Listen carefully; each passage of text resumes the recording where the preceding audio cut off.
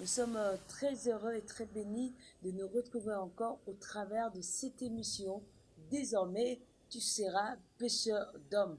Et je crois que vous ne serez pas de... J'ai levé les yeux vers le haut pour le regarder vers le ciel. Il descendait. Plus il s'approchait de moi, plus j'entrais en transe. Mais une voix l'accompagnait qui répétait: ne crains point, désormais tu seras pêcheur d'hommes. Bonsoir, très chers téléspectateurs. Tout dépend l'heure à laquelle vous nous recevez chez vous. Mais nous vous saluons dans le nom puissant de notre Seigneur Jésus-Christ. Nous sommes très heureux et très bénis de nous retrouver encore au travers de cette émission. Désormais, tu seras pêcheur d'hommes. Et je crois que vous ne serez pas dessus parce que le Seigneur va nous faire du bien au travers de notre invité qui est un père dans la foi, un aîné pour plusieurs, qui a engendré plusieurs fils dans la foi. Et il est visionnaire de la grande communauté qu'on appelle CEPEC, qui ne veut simplement signifier la communauté des églises pentecôtistes et évangéliques du Congo. Et non seulement visionnaire, mais aussi inspirateur et écrivain de plusieurs livres, notamment la sanctification, la prière biblique, la prière de l'intercession, comment gagner une âme.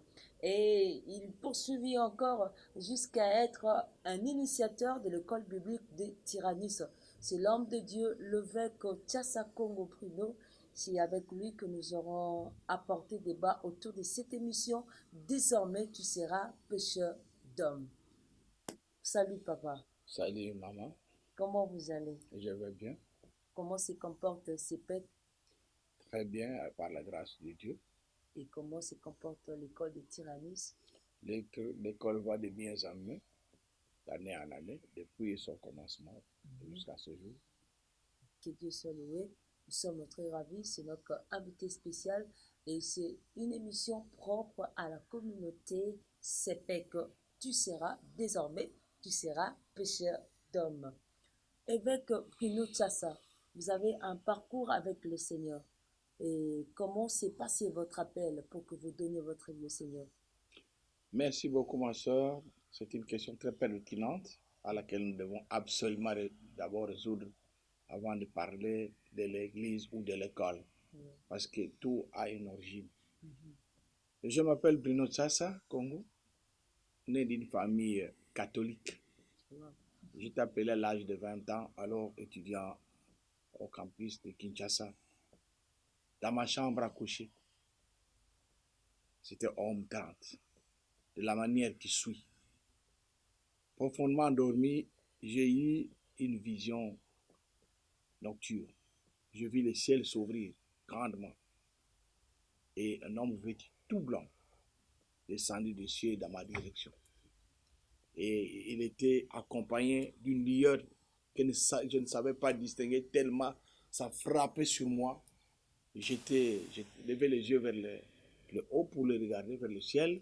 Il descendait. Plus il s'approchait de moi, plus j'entrais en transe.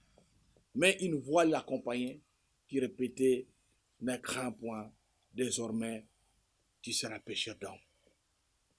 Alors je me réveille le matin. Quand j'ai eu cette révélation, je suis entré réellement en transe. Et même mon voisin de chambre était dérangé parce que j'étais en train de bouger même les lits sur lesquels j'étais endormi. Puisque j'étais maquisard, je devais bousculer celui qui était à côté de moi. On s'est réveillé brusquement. Il dit: mais qu'est-ce qui t'arrive? J'ai dit: non, je viens de faire une grande vision. Il va m'être révélé de grandes choses que je ne sais pas encore distinguer. Mais le matin du même jour, j'étais curieux, je me réveille, je sors dehors. Quand je regarde le ciel, je vois que cette lumière était entrée profondément en moi. Ça sortait de mes yeux, ça brillait comme du feu. Moi-même, j'ai commencé à avoir peur. Je me suis dit: mais qu'est-ce qui vient de m'arriver? Je suis allé interroger mon voisin pour que j'aille en parler au prêtre catholique parce que j'étais à l'église charismatique. Il m'a dit: non, moi je pense que je peux vous déconseiller d'aller chez le prêtre. C'est ami maintenant aux États-Unis. D'ailleurs, je l'ai appelé il n'y a pas longtemps. J'ai échangé avec lui. Il m'a dit: oui, je me souviens. Et j'étais comme quelqu'un qui était devenu fiévreux. J'ai trembloté. Alors, cette lumière-là me suivait partout. J'abaisse les yeux comme ça. Il me suit. Je regarde à gauche. Cette lumière était toujours... À droite, c'était toujours là. Je me dis, c'est dangereux. Qu'est-ce qui m'arrive? Alors, il m'a envoyé vers des pasteurs pentecôtistes. J'ai commencé à prier à Badal là-bas. Mais quand je suis arrivé là-bas, je ne leur ai pas parlé de cette révélation. Je commençais à travailler à l'église comme tout le monde. Mais curieusement, tout ce qu'on faisait dans l'église, le Seigneur me montrait. Et même, je me souviens, cette église-là était fermée à cause d'une révélation que j'avais eue. Ah bon? Pendant le culte, je voyais un serpent entrer en vision dans la salle où nous étions. J'ai arrêté le culte. J'ai dit, mes amis, il y a un serpent ici. Et un serpent réellement, un serpent vivant est entré aussi. Les gens ont fui, on a fermé l'église.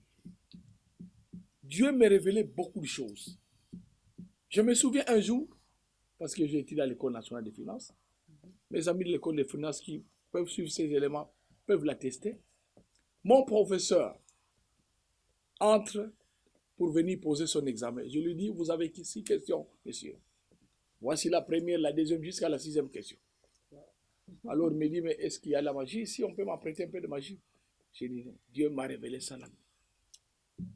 Depuis lors, je commençais à avoir des révélations sur révélations. Je commençais un groupe de prière ici, dans ma parcelle. Les gens venaient, c'était la 91, 91, 92. Les gens venaient nombreux. Cette parcelle est très connue. Les gens commençaient à m'appeler prophète. Mais je n'acceptais jamais ça. Dans tous les quartiers ici, les gens venaient prier ici. Les gens qui quittaient Bandal, qui venaient de partout. À ce moment-là, nous avons commencé un groupe de prière qu'on appelait MINEP. Ministère, MINEP, c'est le ministère des évangéliques et de la Pentecôte. C'était comme ça qu'on appelait les groupes de prière. Nous recevions des gens ici tous les jours. Dans cette maison, il n'y avait pas de place. Même dehors, les gens venaient, mais j'étais fonctionnaire de l'État. C'était plein. Des miracles se produisaient. Et même, je me souviens, une fois, une fille était mourante dans notre rue ici, la rue Sankourou, parce que nous nous trouvons à Kimwal. Une fille était mourante. Alors, comme cette fille-là était apparentée à la famille à ma femme, j'étais curieux, on m'appelait à aller voir comment cette fille rendait l'âme. Alors, une voix m'a parlé, m'a dit, prenez-la, amenez-la dans votre chambre haute. Nous étions avec les pasteurs Poit et le pasteur Michel, qui ont même les assemblées ailleurs maintenant. Alors, nous sommes allés chercher cette fille, on l'a amenée ici, tous les intercesseurs étaient ici dans cette salle. Nous étions, à ce moment-là, il était 19h, 20h. Nous avons fermé les portes, on a commencé à prier. On priait. Sa famille est ici, ils observaient. On arrive à 1h du matin, les gens étaient fatigués. Ils disent, mais la prière n'importe rien, elle va mourir. Et à ce moment-là, j'ai vu encore cette porte ici s'ouvrir. Cette porte ici. À ce moment-là, j'ai commencé à perdre la connaissance. Comme quelqu'un qui est en train de perdre la connaissance, et tout le monde commençait un peu à dormir, je vis des anges entrer dans cette salle, vêtus en blanc. Ils sont venus soulever cet enfant-là. À ce moment-là, je me suis rétabli, parce que je vais entrer en transe. Je vis qu'elle était levée, elle était bien réveillée. J'ai demandé à tout le monde d'ouvrir les yeux. Les gens ouvrent les yeux, voient que la fille était debout.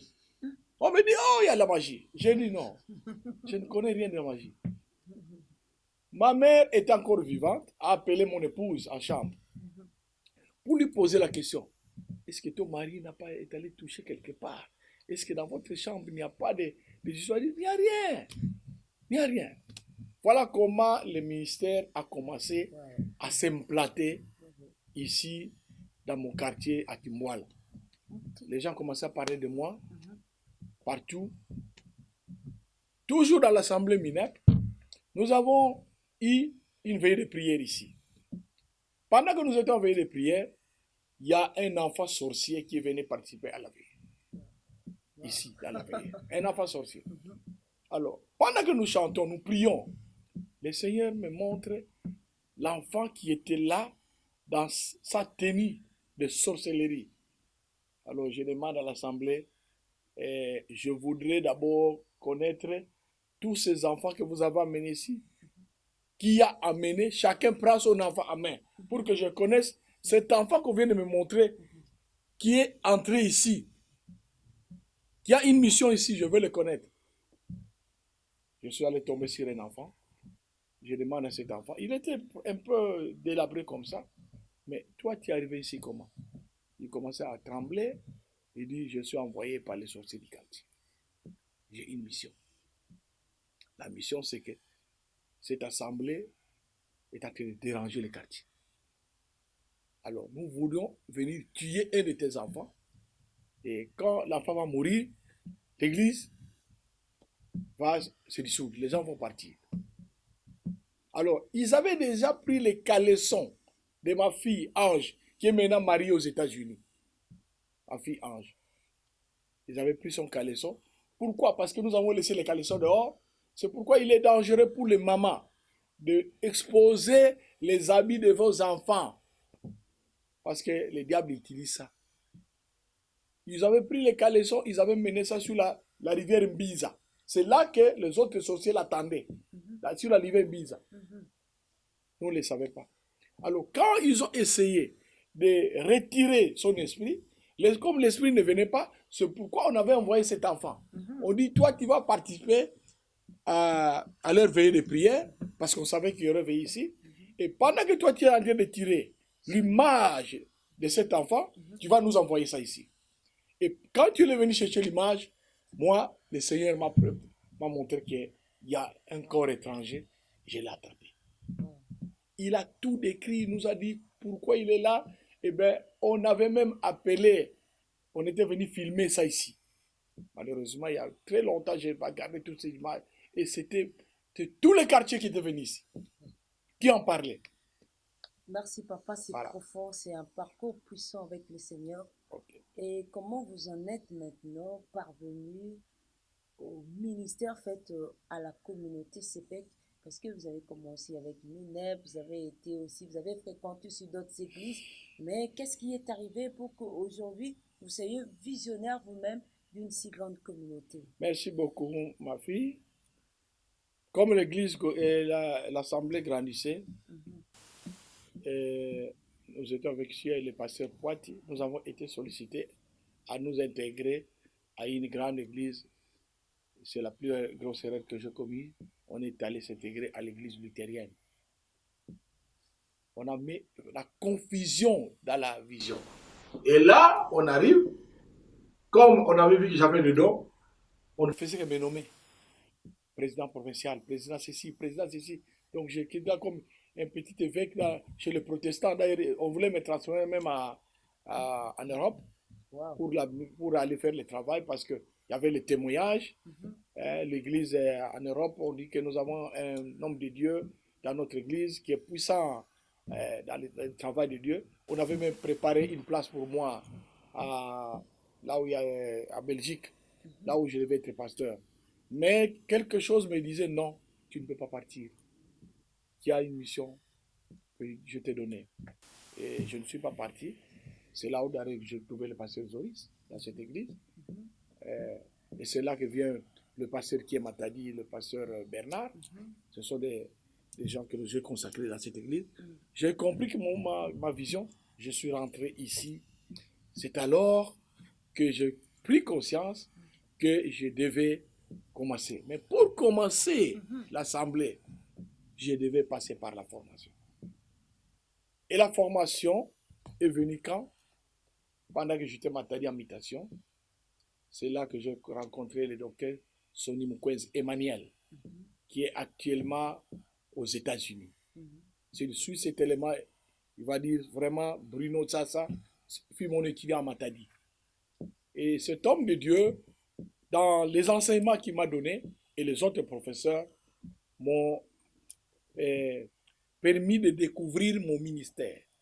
J'ai compris que j'avais un ministère et que sans la formation, je ne serai pas capable de booster ce mystère.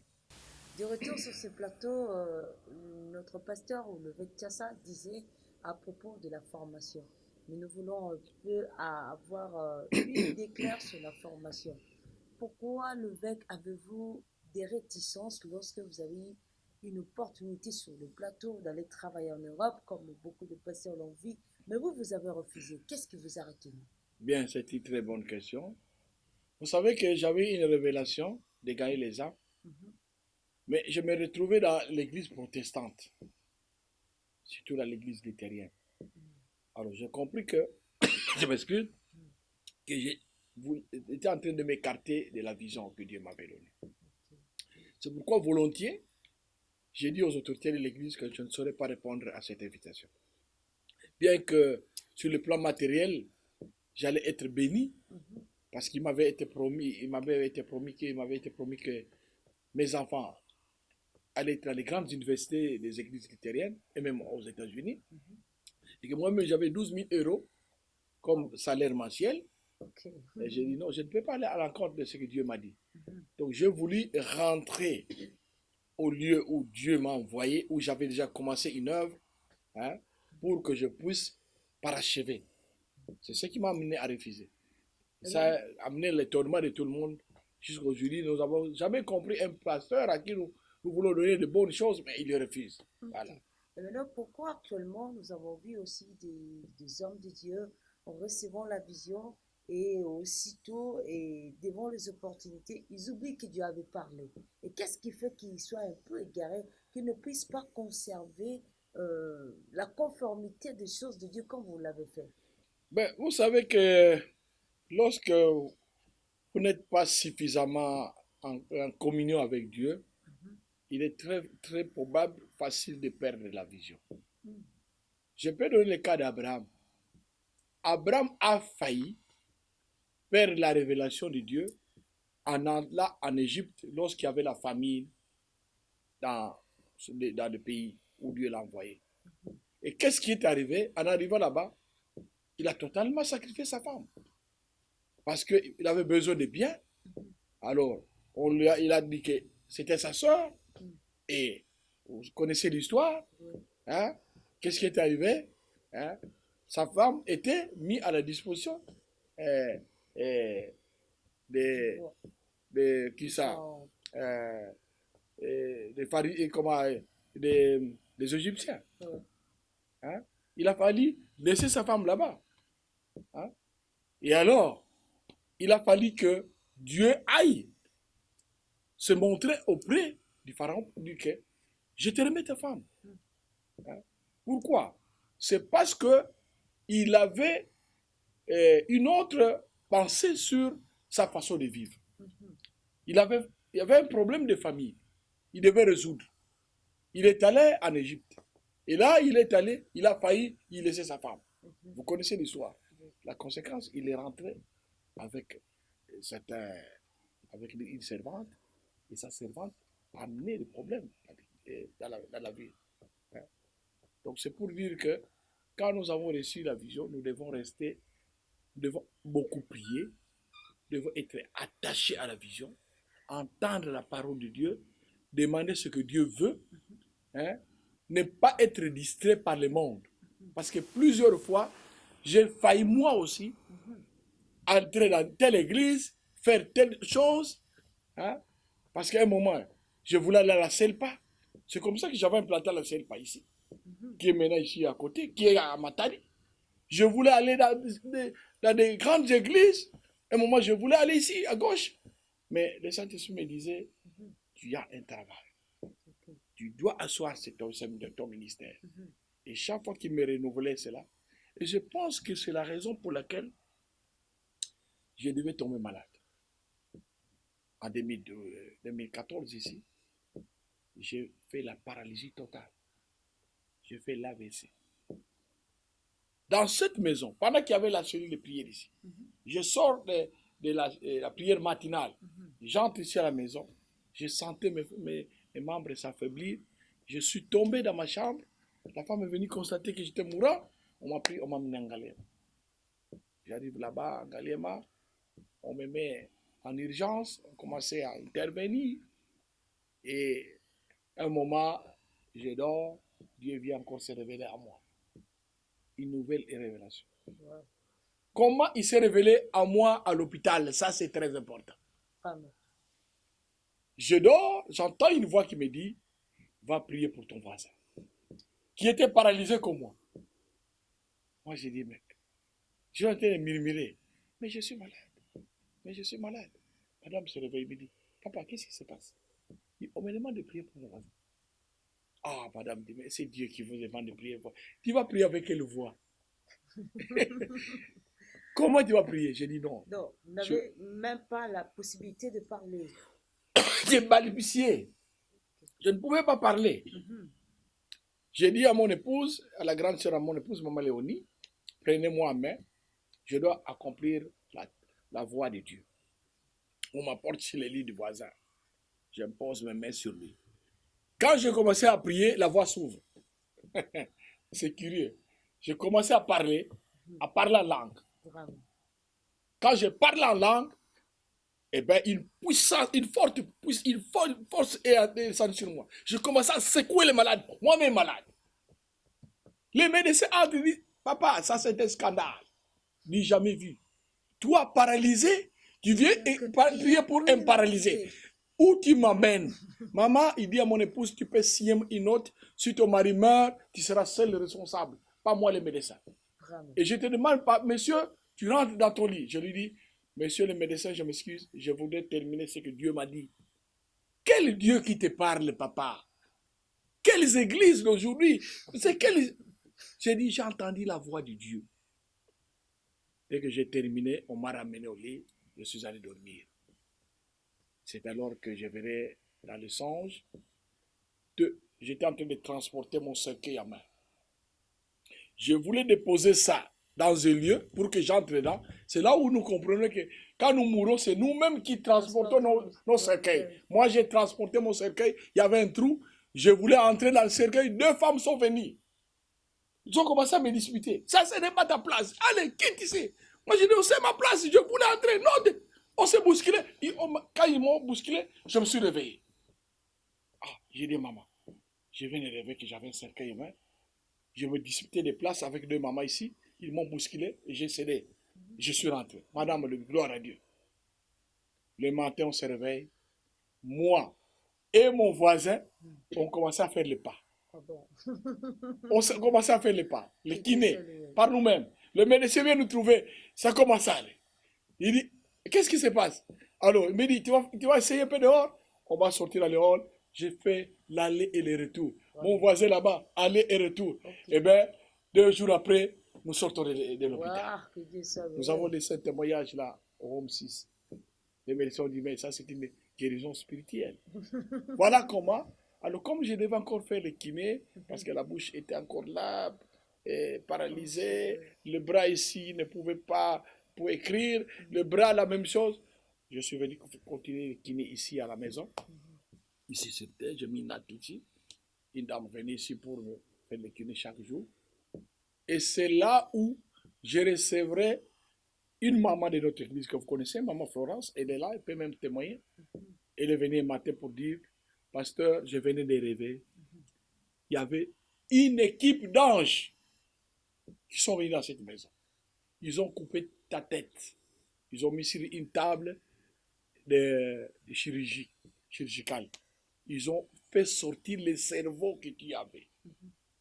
Ils ont remplacé par un nouveau cerveau. Ils ont pris ta tête, ils ont remis dans ton corps. Moi, ça m'a fait... Elle était venue ici à 5h30. Ça m'a fait tellement mal. J'ai dit, mais le pasteur vient de mourir, mais je viens trouver que tu es en bonne santé. C'est à ce moment-là que je commençais maintenant à faire tous les mouvements et revenir à la normale. Mais dans l'entretemps, avant que cela s'arrive, j'étais incapable de citer même le nom de mes enfants. Je commençais à appeler Léonie, Priscille, Brunel. Donc, le cerveau ne travaillait plus. J'étais incapable d'écrire même mon nom. Madame a gardé les carnets sur lesquels je signais. À la banque, je ne pouvais pas signer un chèque. Maintenant, il fallait mettre le doigt.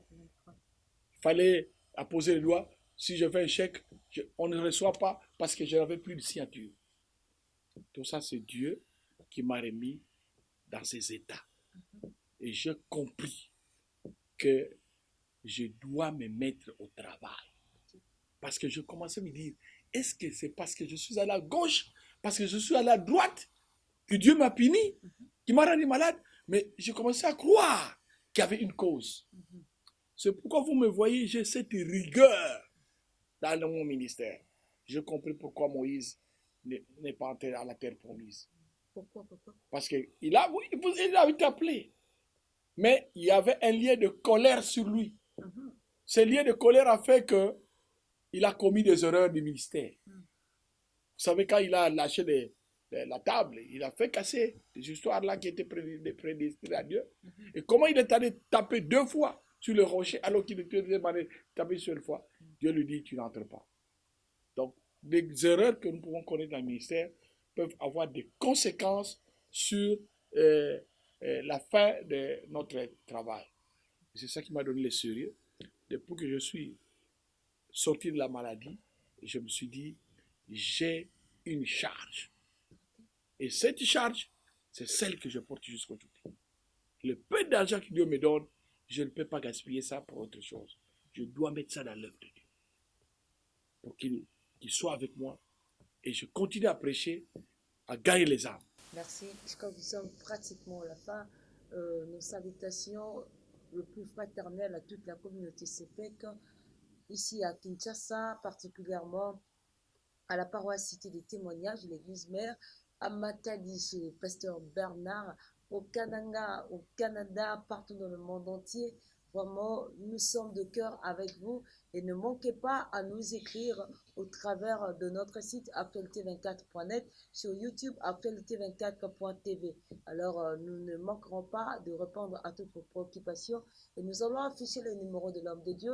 Peut-être vous avez des questions, vous avez été touché par ces messages et allez-y, écrivez-nous. Et je crois que la main de Dieu nous sera favorable pour partager de merveilles. Alors que le Seigneur Dieu nous bénisse. Derrière la caméra, c'était David Loutonto sous la réalisation des Gradines Toto et notre ami Otis à la lumière. Et nous ne manquons pas de saluer Maman Mimi et Pasteur Soris et Pasteur Bernard et non plus encore aussi plutôt Pasteur Basile. Au revoir.